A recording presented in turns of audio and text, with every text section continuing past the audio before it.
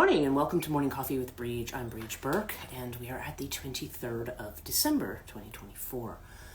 I had to, sorry, I was a couple minutes late. I actually was set up in time, but I had to run downstairs and get more coffee because this is morning coffee after all. So we'll see who joined. And Alex, good morning. I was just going to say, we'll see who joins. Suda, good morning. Yeah, it took me a little extra time. Sam, good morning. All right. 3 right off the bat. Good to see you. And Leela, good morning.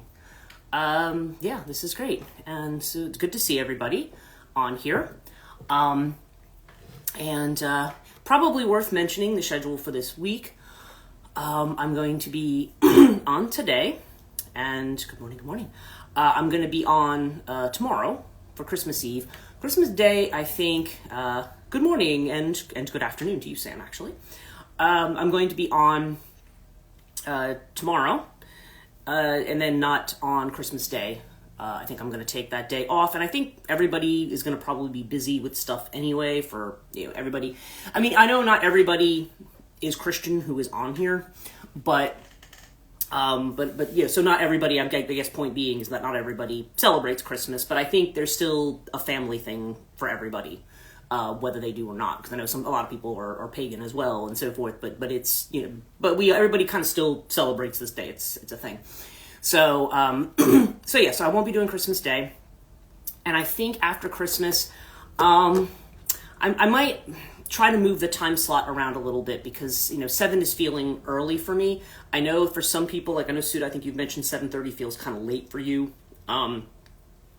You can let me know if that's still the case, because I'm really thinking about moving it to 7:30 at least until spring, and then moving it back gradually. If 7:30 is really a problem for people, I can move it to like 7:15, maybe meet everybody halfway. You can let me know what you think.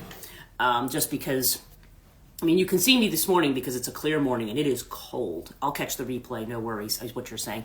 Okay, well, we'll see. I'll see what works for people, because obviously I want to have a live stream that people can participate in. I don't want it to be something where I'm going to where I'm on and it's just me because nobody else. Everyone's like, nope, not a good time for me. So I don't know. We'll figure it out. I'll post something about it during the week to say, okay, this is what it's going to be Thursday morning. So if you follow my feed. Sam says works for me since my morning start has shifted because the sun doesn't come up till 8 a.m. Right, and it's interesting. I remember the first time, it's interesting, when I lived in the UK, the first time I was an undergraduate at University of Reading, and so obviously I was coming in the autumn time, so it wasn't very... the sunrise sunset thing was not, it was a little bit different, but it wasn't until I went to go live there, I started living there in February, when I'm seeing the sun come up at like 8:30 in the morning, like I'm waking up and I'm like, I'm up so late, but I'm like, the sun literally just came up. It was just very strange for me being in that hemisphere. And then as we moved towards summer, I remember being in Ireland, summer of 2022, well, at least moving into summer, and the sun was just, I was up till almost midnight. Exactly. Yeah, I was up till midnight working because the sun was still out. Or it was just going down, it was crazy. Anytime is good for me, says Alex. It does seem so early with the light changes. Well, that's it, right. Time-wise, I guess it's pretty much, really, we're doing it at the same time, right? But time's a funny thing, and talking about all of that, time can be a really, a strange kind of we've talked about the strangeness of time, right? Or the illusions of time, I guess might be the thing, because I guess we try to adjust our clocks to whatever's going on outside. And and it's absolutely freezing here. It's just, I think it's, well, I don't know. I'm sure, like, Joanne's not on this morning. She might be sleeping in. I don't know what her Christmas plans are, but I know that, I know in New Hampshire it's probably colder, but for me I think I woke up, it was 8 this morning, and I think I saw that it was going to get down to 4, and of course we're talking in Fahrenheit terms, not centigrade. So that's usually, and I was telling, a guy did come and clean my boiler yesterday, and we were talking about, I'm like thinking, yeah, you're coming on like the coldest day. Same here, very chilly, and we have a winter weather advisory. Yeah, tomorrow morning we're supposed to get some snow flurries and stuff. Of course, we did have some more snow, I think, over the weekend and on Friday into Saturday than we thought. Not that it's a lot, but... And good morning, Melissa. We're just still talking weather and times and stuff like that. I think it's... I don't know. Well, we'll have to see. But it's like I said, it's just very cold today, and it's funny. I went downstairs to get my coffee because I did use the coffee maker today, and that's fun. Hopefully, okay for anyone traveling, is what she's saying. Yeah, and good morning. It's right. Well, exactly. The snow is fun. It definitely with this cold weather. It's like we've kind of guaranteed a white Christmas, right? Because it's going to get above freezing, but not by a huge amount. So there'll be some snow for Christmas, which will be nice. But again, you're right. As long as it's not affecting travel, and this is going to be the coldest day. It looks like tomorrow, like the high for today is going to be the low for tomorrow. So I think we're going to be okay. But I think if we're talking 8 degrees. I think I looked it up. I think that's kind of like in the area of it's like minus 15. I mean, if we're talking centigrade terms, it's really cold. And this is weather I'm used to seeing in February around here, maybe late January. So this is just, it's ridiculous. But one thing I do love about it when it's this cold out is that the sunrises are spectacular. It's like the colors, like right when it's coming up, like the red is like a really like deep red. It just for some reason, atmospherically, whatever's going on, it really enriches the colors, which I love. That I love about it. I don't love how cold it is, and I have a stone foundation to my house. My house is old, so I have. I remember when they came to do the floodproofing, they're like, "Holy crap! This foundation is it's literally like stones kind of put together," and so even though the heat is on, it's working, everything's, I go downstairs and I actually even put blankets over my doors just because everything is kind of drafty, just to keep, try to keep the warm air in. And I block any, like the closet doors where there might be, with draft excluders, where there might be any place where the cold might come up from the basement. The floor is still ice cold because it's built on stone. So it's, even though it's wood on top, it's built on stone. So I tend to hang out up here. In fact, this week's readings, which I'll be finishing the last 3 for today, I've done Libra, Scorpio, and Sag, and I'm going to do Capricorn, Aquarius, Pisces this morning.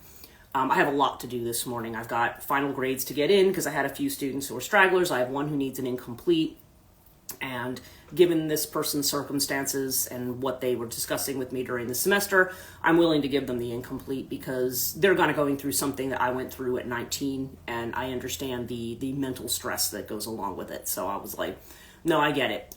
We'll just do it this way because this person just really wants to finish at this point. So in any case, I don't want to get into it because I don't want to get into anybody's personal issues, but I was very sympathetic to what this person's going through. So I was like, and not that I wouldn't, to me, when people kind of have their end of semester, like, oh, I just didn't bother looking at your class until this week. I'm less sympathetic to that than somebody who's legitimately had stuff going on. So,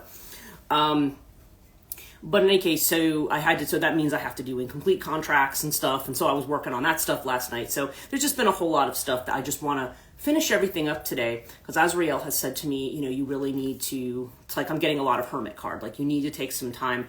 Usually this is the time of year when I'm going to write new material. Like if I spend a lot of time doing classes and doing stuff like that, but in terms of being actually creative myself, I find that there's just no time for it with everything else that I'm doing. I mean, you could call live streams and stuff creative to a degree, but I mean, in terms of sitting down and just, okay, I'm going to write a story or something.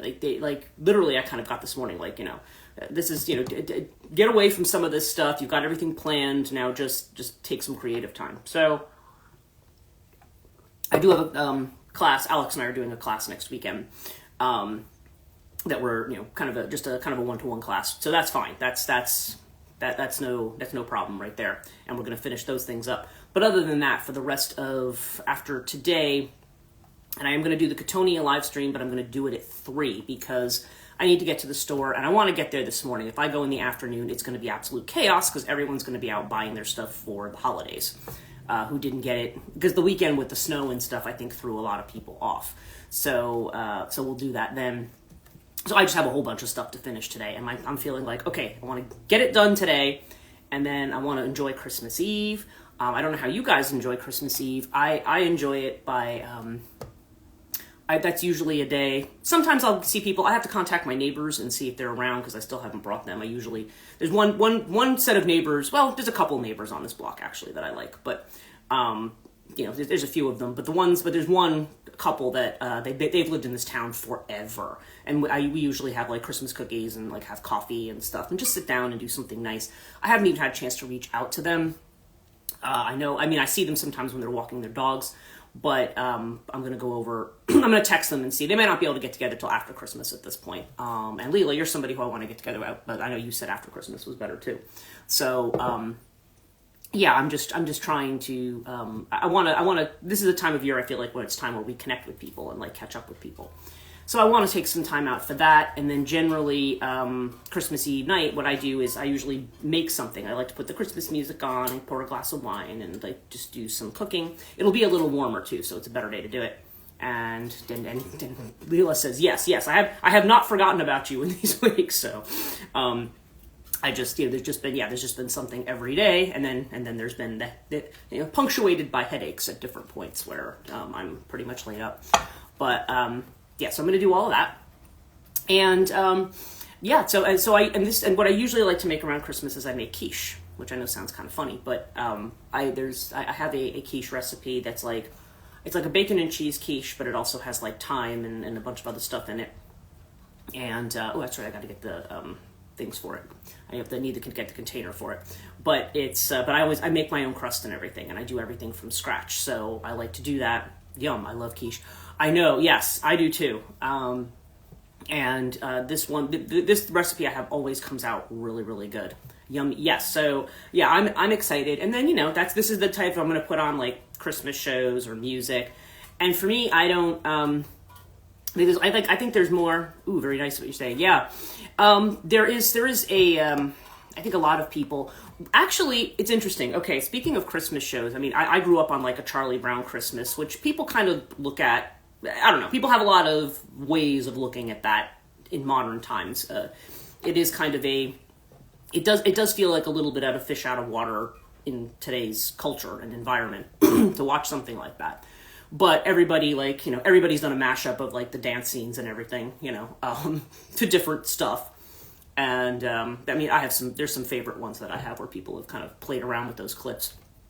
But one that I watched when it came out on HBO back in must have been around 1979, 1980, was Emmett Otter's Jug Band Christmas. I don't know if any of you have seen that one. That one, actually, I think that's a very appropriate one to the kinds of topics that have come up today. I did get an Azrael message this morning where he said something like, weaving childlike wonder with wickedness does not yield truth. Okay, it's my mom's favorite one. It's what Sam is saying.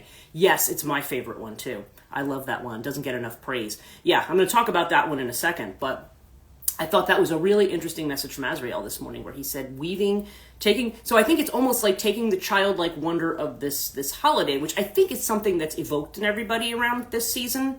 Again, everybody comes from different backgrounds, different cultural things, so your experience of it may be different, but there's certainly something about whether you want to think of it as the rebirth of the light or whether you're thinking of it in terms of, like I said, if people have been raised with the Christmas story and they think of it as the nativity, whatever it is.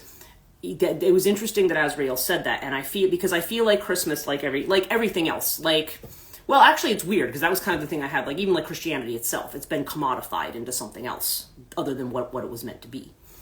And so there's this. So he's saying that commodification, mixing it in or weaving it in, doesn't make it into a truth. It's still, so there's definitely this idea that we want to move past those particular iterations that are more.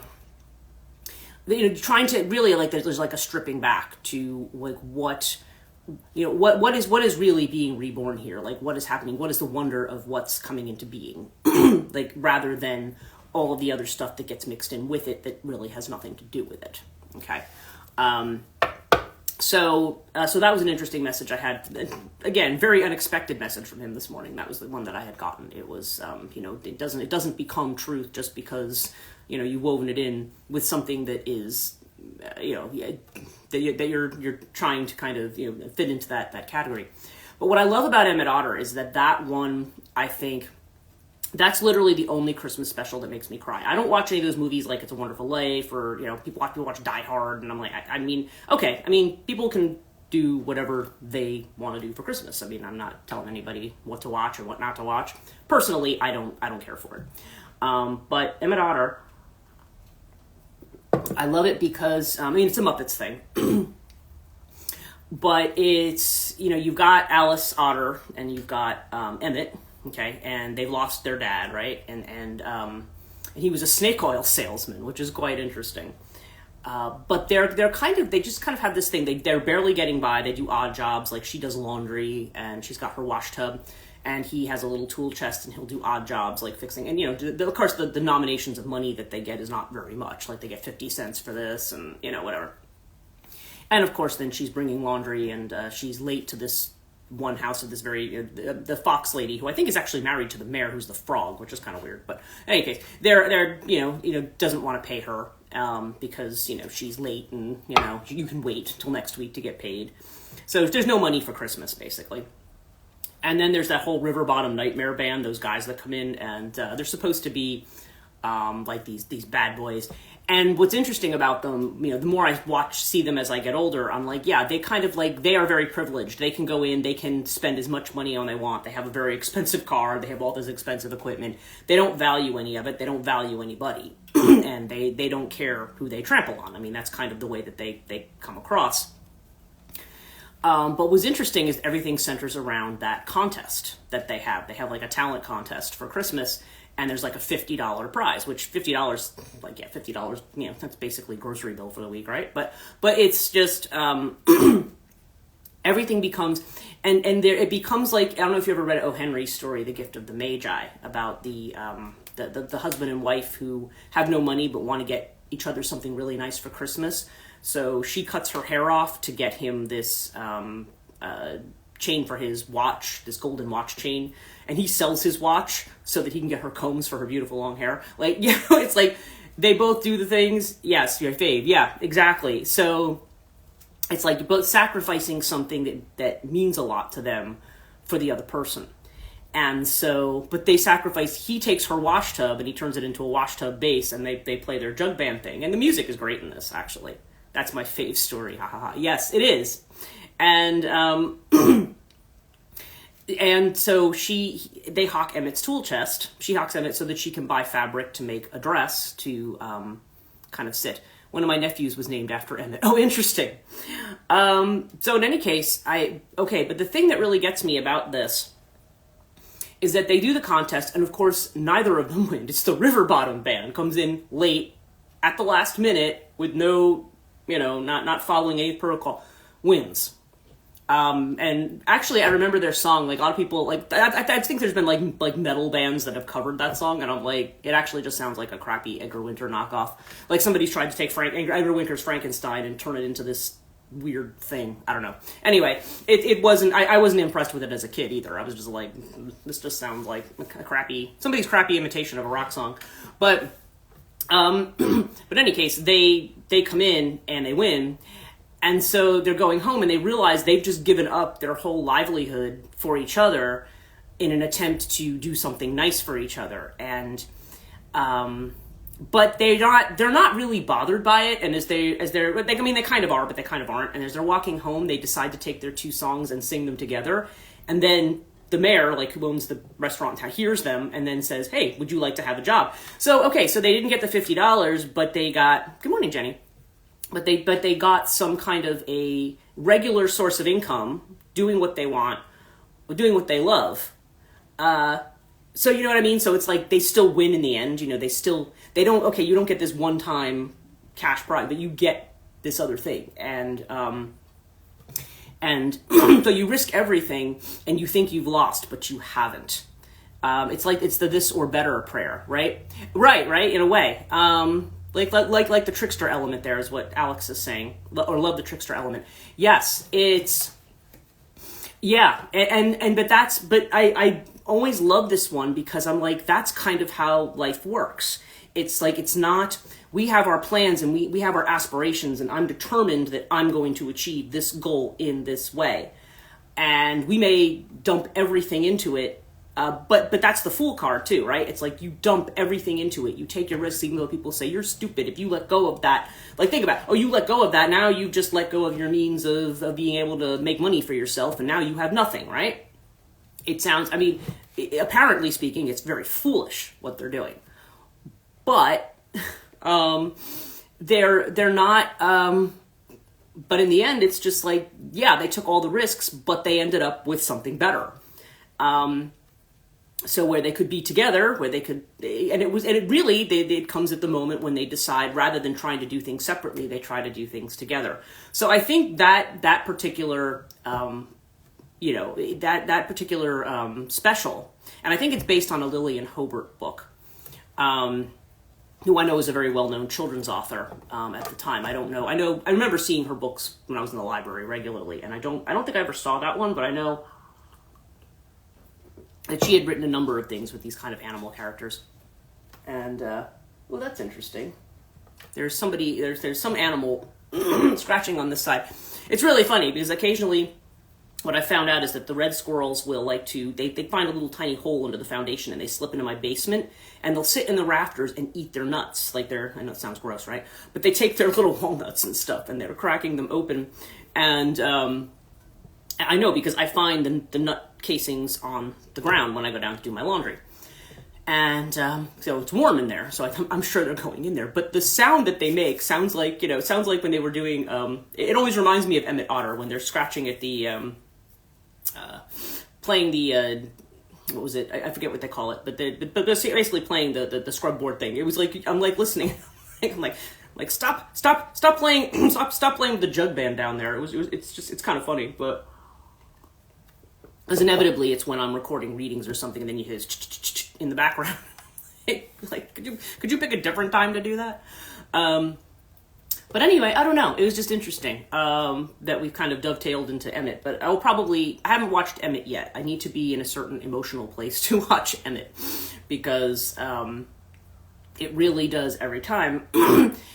Because really the message of it is that it's not even about the stuff. It's about how people come together and how people care for each other, and the way in which that ends up kind of, in its own way, that's the thing that that supports us, rather than when we hate everybody and turn away, or hoard everything that we have.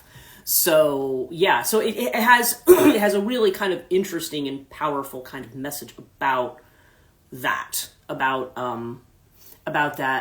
being in that space where you have that kind of non-attachment to the material, because you see the two of them through the whole episode as well. They're they decide to take an afternoon, and they're both mother and son are on the slide, and they're sliding into the frozen pond and everything.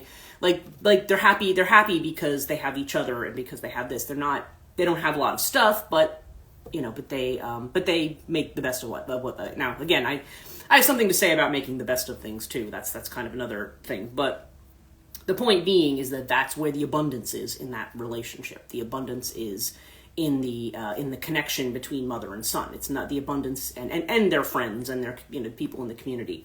The abundance is not from how much they've acquired. So I don't know. I just think that one has a really interesting message. That's why, yeah, I can understand, Sam, why that's your mom's favorite. It's my favorite for that reason too, because it's really about, I mean, I know Charlie Brown Christmas is meant to also kind of criticize the material aspect of Christmas and the commercialism, as he says. But I don't know. I think for some people, like especially people who don't necessarily take the biblical view of Christmas, or don't take the or celebrate the winter holiday in a different way, some people might be kind of put off by that. And obviously, if people are Christian, then they see that as the message. So, it can go either way. But I do feel like, but I feel like Emmett, it's more, it's just more about the whole idea of love and of abundance via love and sharing, which I think is kind of the that's the reason for the season, right? If you want to think about it in purely coming into winter terms, it is the rebirth of the light. So as it's gotten the darkest days, at least in the northern hemisphere, I realize people in Australia, it's just the opposite, and they're having this conversation in June. But there's this return of the light, but at the same time, nothing grows. It's very barren, right? Totally agree is what Alex is saying. Yeah, and so there's about when you have scarcity, that's when you need each other, right? So it's a good winter message as well, I think. So let's do our reading for today. I'm going to get started on doing that.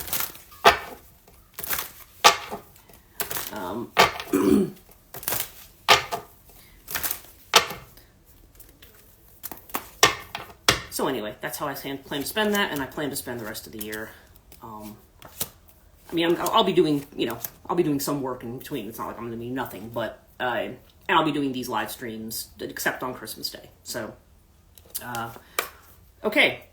So, what's our center card? This is not the first time we've gotten this in this last week, and that's the completion card. Okay, this is the world. Something coming to an end. Okay, something is completed. And, but we feel some kind of sorrow about it. The Nine of Swords is what the internal is. And again, I think especially at this time of year, because there's so much associated with community and with family, if things are not going well for people in that realm, like if they feel like they've been cut off from their families, or if they feel like, or if they don't have a lot materially, or if they don't, whatever it is that would make somebody feel like they, people may wish for a time when things were better, when things were simpler, but there's something about the way of life that we have that's coming to an end, and it's like everything. I was thinking about that. I think maybe I was talking about this the other day. I can't remember whether I'm talking to myself or whether I'm talking to other people half the time. But I've thought about the fact that like when we talk about something being either good, this is good or this is bad. A lot of times, and even with people, yes, because I was talking about forgiveness yesterday, it's often a mixture of the two, is what it is. I mean, there's people who have perfectly good qualities who can also be total jerks at times, right? And there can be times that we look back at, like I can look back on my childhood with thinking about me as being an imaginative child and all of these things, but I can also look back on it and go, oh yeah, there was a lot of bad stuff that went on though too. And, but I didn't, as a child, maybe I wasn't as aware of it. It wasn't until I got older that I started to have a real awareness of that aspect of things. And so, I don't know. So it's almost like there's a cycle that's closed, and there's always going to be something about it that we miss. Okay? No matter what it is, even if you're in a relationship that is bad, if you were to walk away from that relationship, unless you're talking about, it's really bad, but a lot of times there's still something, like with marriages, like if people walk away from a marriage, oftentimes, even if leaving the marriage is a relief, you think, oh, well, there were some good times. Like, you know what I mean? It's not, you wouldn't have gotten into the marriage, for the most part, I would say, in most cases, you wouldn't have gotten to the marriage if you didn't care about the person, right? And, I realize that could also not always be true, but more or less, that typically, there's usually a time when things were great, and then now they're not. So you kind of start to long for those times when things were different. And, but what the message is in the center here is that, something is done. And when it's done, you look at it and you say, okay, well, don't compare it to that. It's not that anymore. The sorrow is something, and we may feel bleak about the future because we don't have that familiar image to latch onto. I had something the other day. I sent this link to somebody, and again, I watch all these links, and then I'm like, oh, I should really post these to my stories. And have I been doing that? No, but I will try to remember to post some of them this week. It was actually something on Carl Jung, on what happens when life doesn't feel fun anymore. Okay, and it was interesting because a lot of that times has to do with the depression or even the ennui that we tend to feel. Like we tend to feel that like boredom with the way things are, or a dissatisfaction. It's Four of Cups type energy, right? Like I'm not satisfied with where things are. I don't, or this used to make me happy and now it doesn't, and there can be some kind of a distress about that. But Jung has said that that's the moment at which you are making the transformation. That's when you realize that you're not that old identity anymore. It's kind of like you're moving into that new space, and that sorrow is that point of recognizing that it's not the same. But the idea is that we still continually try to compare it to the past, or we keep trying to go back to the way it was, when instead there's a lot of wonderful new things that may well be ahead. But we're kind of in that space of possibility. Alan Watts also did a thing on void versus structure. He talks about masculine and feminine as void and structure. And I talk about this, I think, in this week's podcast. It's going to be coming out later today. And when something is void, that's what we think of as feminine. Like they talk about it as yin energy. It's shown as black, right? It's the blackness. And that's not an evil blackness. But I think, we've been conditioned to think that way. That blackness is void. It's possibility. It's all the things that could, all the new stuff that could happen. Use your imagination. All the stuff that could potentially happen, all the possibilities. But we tend to get upset and afraid because we think, it's going to be. We try to fit it into old patterns and say, but if we have these conditions, then this means this is going to be the outcome. But we don't know the outcome, right? The external feeling of which we are aware is sharing. Queen of Wands. Okay, this is about sharing. And so once again, there's our idea of abundance. And now this is not, as I've said, this is not the Queen of Pentacles. This is the Queen of Wands. So the idea is that it's not so much about looking back and looking at what we're lacking, but it's looking about what we have to share. Kind of what we were talking about with Emmett. Like, what do we have to share? If we don't have a lot of money to share and stuff, then we share, being with each other, right? We share... sometimes how it is, if you go out, if you have a day full of ordinary errands and you go out and, you have different moods of people. If everybody's polite and smiles or holds the door for you or does this or that, if you have a day where everybody just seems like they're being friendly, you feel better about what you're doing than if you have a day where everybody looks at you like they hate you.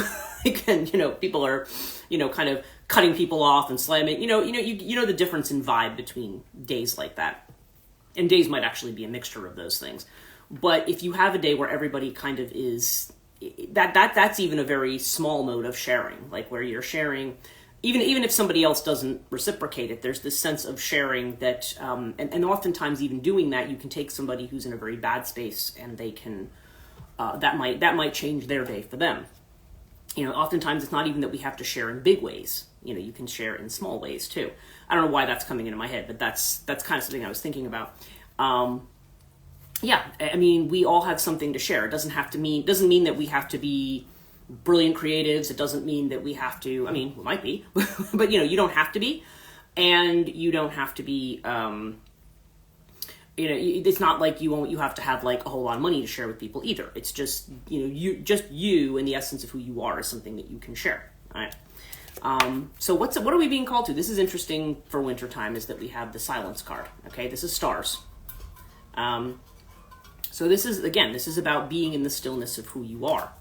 That if you take the time to be silent, which another thing, that's another thing about this season. Winter, one thing I love about winter is how quiet it is. In summertime, I feel like there's noise all the time. There's the noise of, crickets and other stuff outside. People seem to be out late because the sun's out later, blah, blah, blah.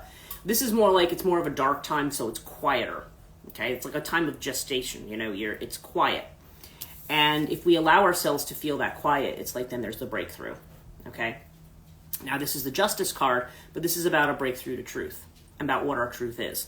So it seems to be saying, internally, many of us, somebody said something to me the other day about feeling like their heart was like, heart was full of rocks, which I thought was like a great expression.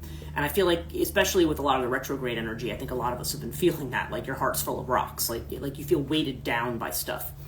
And that's the sorrow that we're trying to release here. And externally, though, you know, in spite of that sorrow, it's like we have this sharing that goes on. And if we just allow ourselves, like I said, to be in that space, that's when we have the breakthrough to what our truth is, to where we're going, to what the truth is of our situation. So, interesting reading today. And I think a very appropriate reading. I mean, obviously we're going to have a Christmas Eve live stream. I did get my astrology cards too, so let's just see if we can, since we've got a few minutes, I'm going to see what they have to say today. Yeah, we're in this space where I think we are. I don't know. It's a time.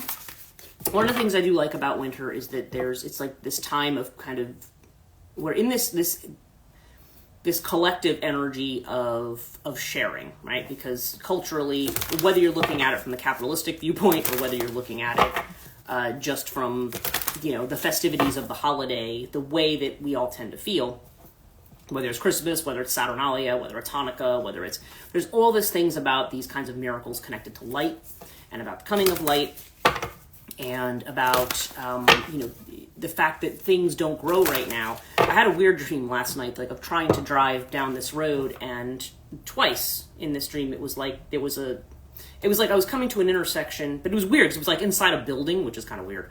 But there was a first it was a yellow truck, the second time it was a red truck. And it was like they just suddenly decided they were going to make their turn, but they were too big and they ended up jamming up the space and they couldn't move. And so you were stuck. You couldn't go anywhere unless you went back to the beginning and tried to find some other way around. But it was very frustrating because you're trying to move ahead and somebody, you know, they kind of dash out in front of you and block things. And I said, well, the yellow energy is probably, I mean, we could say root and solar plexus energy, right? But I'm thinking it's also sun energy. We've had all this solar flare energy, and the red energy being like Mars, because Mars is retrograde right now. And I feel like a lot of people are feeling that sense of, you know, I have stuff to do and I don't feel like doing it, you know? There's that definite vibe there. So, yeah, oh, this is interesting. Got two more that I want to pull for this reading. Let's see what we've got. So yeah, so I mean, I don't know. I felt that dream was a dream telling me, you know, be patient with what's going on right now is kind of the way that I interpreted that. I had other dreams too, but hopefully I'll remember them during the day because I feel like one of them was really important. And naturally, that's the one my mind doesn't want to remember. Let's see what we got here. Oh, here we go. I was waiting for one to jump at me. Okay. So, now, this is interesting. Our first card is Capricorn. Now, it is worth noting that we've moved into Capricorn season, okay? Because the solstice is the beginning of Capricorn. And so, now I know we had a live stream, maybe it was back in August, September-ish. I don't remember the exact date, but it feels like it was closer to autumn when we were talking about, you know, people with Pluto in Capricorn, we were tending to look at Capricorn like as some bad thing, right? Like people always looking at the negative side of Capricorn, as Capricorn's the devil card, right? It's all this, but at the same time, we had talked about there's a lot of good qualities to Capricorn as well. You know, has to do with persistence, with you know, with work, with putting the work in, with being able to chug along and do the thing, right? Whatever the thing is. So the Capricorn energy is very persistent. It's about, it's very mundane. It's earth energy. So it's about how we kind of plod along and do the thing that we have to do. You know, whatever our duties, our responsibilities are. I mean, Capricorn's a very responsible sign, right? So, those are not negative qualities. I mean, we can try to adhere to that to a fault, where we might get to a point where we are, you know, we are so wedded to our duty, our sense of duty, that we neglect ourselves. That's where the negative can come in, or we can be too focused on a material result. But strictly speaking, there's a lot of these qualities. And I think actually it's interesting because it's in the environment of Chiron, okay? Now, Chiron has been in some weird oppositions lately. Was Chiron? I'm trying to remember exactly. I don't know what it's opposing now, but it's still in Aries. I think, is it going to move into Pisces next year? I can't remember. In the next couple of years, I think it's going to move into Pisces. I don't think it's going to happen next year. But Chiron energy, and especially with Mars retrograde, with Chiron and Aries, there's a lot of wounding around what we're doing, around the the work that we're doing. Okay? So there's a lot of healing that's going on around this Capricornian energy. We've gotten out of Pluto in Capricorn, and we're healing from the stuff of that maybe has not been the more positive side of us. Yeah, and what we're not seeing is Saturn. Okay. And Saturn, as you see in this one, is the card of truth. And it's funny, what was our outcome card? It was the card of truth, right? It's the card of breakthrough. So what we're not seeing is that there's a truth that's trying to be shown to us. Like illusion, it's trying to get rid of our illusions. And that is what Saturn is, is the one who shatters illusions. So if we have been too Piscean and too out in the ether, then Saturn kind of says, nope. So it's either... Well, Saturn has to do with time, okay? So we're talking about time and the passage of time. I think that's where we started this morning. So you got time, but Saturn also has to do... Saturn's actually celebrated at this time of year, too. Saturnalia is December 25th. It's the same thing. It's the idea, as I've said before, Saturn also has this fertility aspect to him. It's worth noting that when Saturn... Okay, in the cold Greek war between the Olympians and the Titans... could also indicate that hard work will pay off, is what Suda's asking. Yeah, I mean, there's definitely, well, yes, and it's definitely suggesting that there's the path of hard work here, or maybe just saying, I always feel like when Saturn comes up that there are no shortcuts, okay? That we have to, we'll get there, we have to get there through diligence.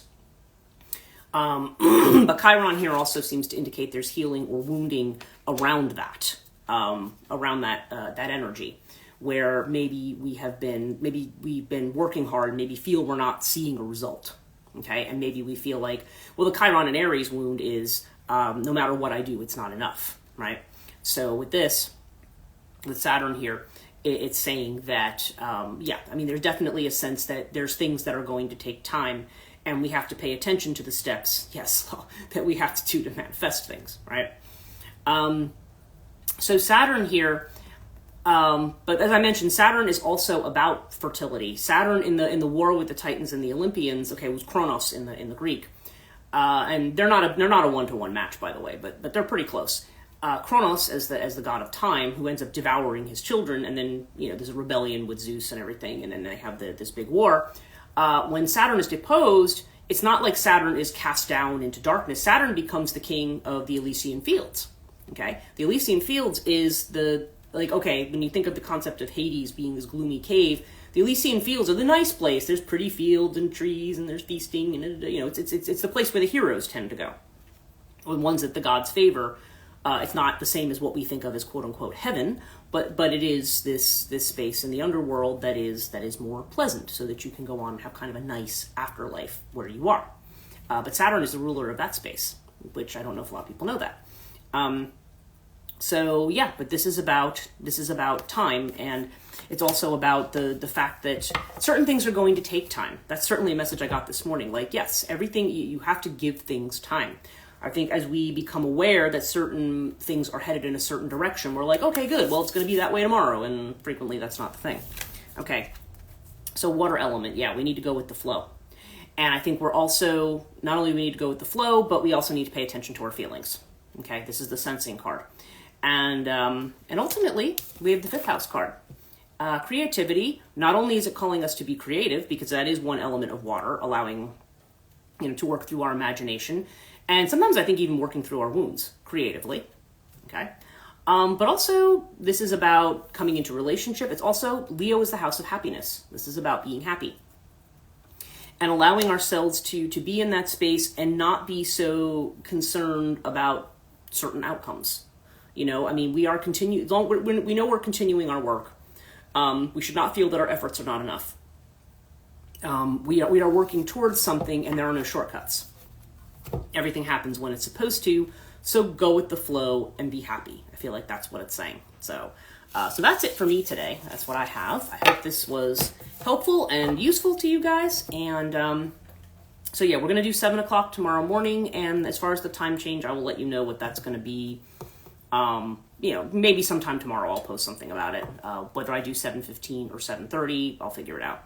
Thank you for this beautiful message, Brig. Have a great day. Oh, you're welcome, Leela, and I look forward to talking to you over the next week. Thanks. A very helpful reading today. That's good. Yeah, and I hope that all of you are doing well with your holiday preparations, whatever they are. Good luck with everything. Thanks, lovely message. Yeah. I feel like Azrael's been pushing everybody towards, you want to work from the heart space, you want to work from the love space, but we all have things all the kind of junk we throw out that's kind of in the way, or transmute. So, but we're all getting there, I think, slowly but surely. Have a wonderful, what is it, Monday? Yeah, it is Monday, isn't it? And I will see you guys tomorrow morning. Take care.